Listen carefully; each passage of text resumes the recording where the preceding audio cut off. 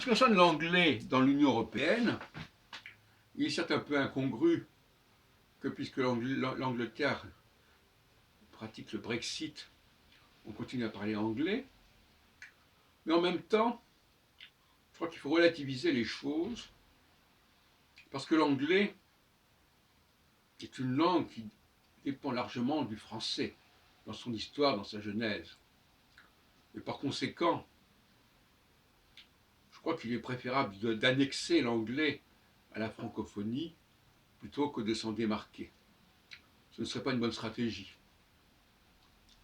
Donc, disons que l'anglais est une façon un petit peu particulière de parler le français, mais qu'elle fait partie de la sphère francophone.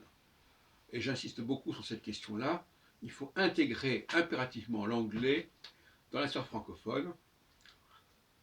La sphère francophone n'aurait pas uniquement englobé des pays qui parlent le français actuel, si on peut dire, mais des langues, et donc des pays, qui comportent une partie importante qui dépend du français dans son histoire.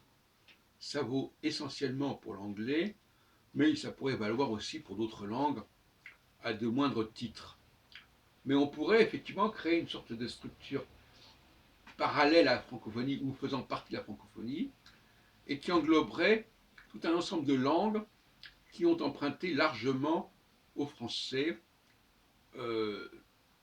en pratique. Même, par exemple, les pays arabes du Maghreb sont des pays qui, en dehors du fait que les gens parlent français d'un côté, mais aussi dans leur utilisation de l'arabe, il y a une partie importante qui revient au français. Alors ça lié à un phénomène de fascination, d'aliénation éventuellement, mais ça existe aussi, tout comme pour l'allemand par exemple, tout comme pour le russe, pour ne prendre que ces deux exemples où les emprunts au français sont quand même remarquables, même s'ils ne sont pas avec la même ampleur que pour l'anglais.